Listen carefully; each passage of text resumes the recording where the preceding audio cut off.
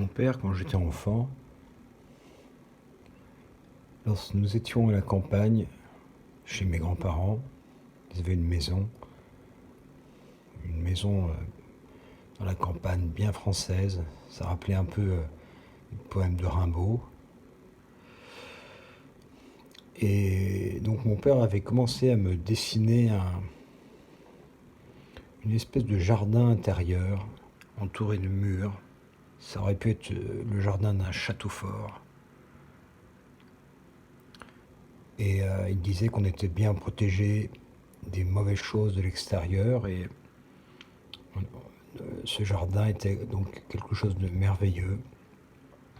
Alors il commençait à y mettre dessiner des fleurs, des oiseaux.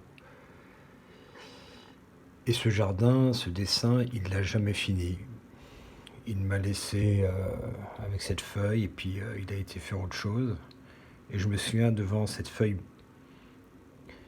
blanche qui portait des traces de couleurs. Le chemin, donc, pour aller vers ce dessin qui se serait structuré et qui aurait resplendi, ce chemin donc s'est perdu. Il n'a pas été vers la lumière, vers ce centre. Je suis resté là donc avec ce dessin inachevé, brisé, blessure. J'ai jamais pu terminer un dessin quand j'étais enfant. J'étais toujours pris par le doute et par le manque de modèles. Je ne savais pas où aller. Et cette chose, je l'ai transportée en fait jusqu'à il y a quelques semaines, puisque ces dessins sont quelque chose d'incroyablement nouveau et inespéré pour moi.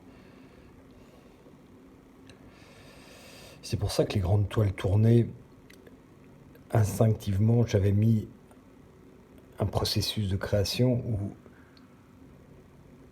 je me mets derrière parce que je ne peux pas faire cette chose devant.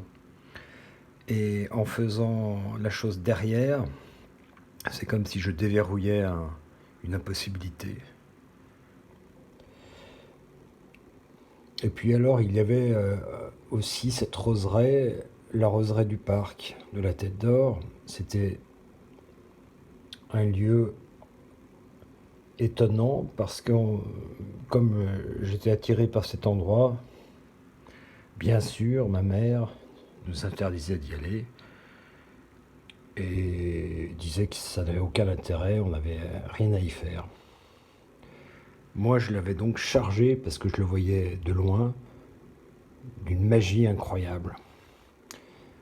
Et les gens qui y rentraient, je me souviens les voir déambuler comme ça lentement dans les allées, et me paraissaient presque pas humains.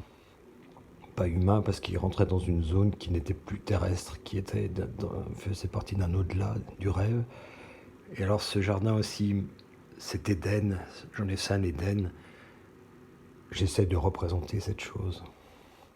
Alors voilà, il y a tout ça. C'est tellement chargé que on avance donc par petites gouttes de rosée. Ça peut être des petits bleus aussi, des petites blessures, mais qui deviennent gouttes de rosée, irisées sous la lumière blanche. Alors voilà, essayez simplement de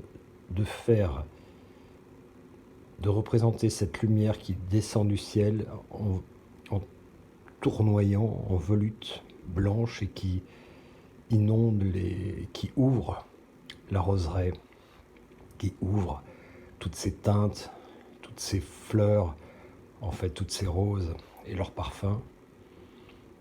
Et c'est un jardin extrêmement complètement imaginaire et une zone magique. Ça rappelle un peu Tarkovsky, ça, là, avec son stalker. Voilà, alors j'avance comme je peux, mais avec beaucoup d'émotion toujours. Ces dessins trouveront peut-être un endroit, un jour ou l'autre, où être montrés. Parce que à filmer ou à photographier, c'est les rares personnes qui sont venues ici. En fait, il n'y en a qu'une d'ailleurs, qui a vu ces dessins en vrai. Qu'une personne m'a dit que c'était presque une folie que de les filmer ou de les photographier, parce que ça les desservait. Mais enfin, j'ai pas d'autres moyens pour l'instant. Voilà.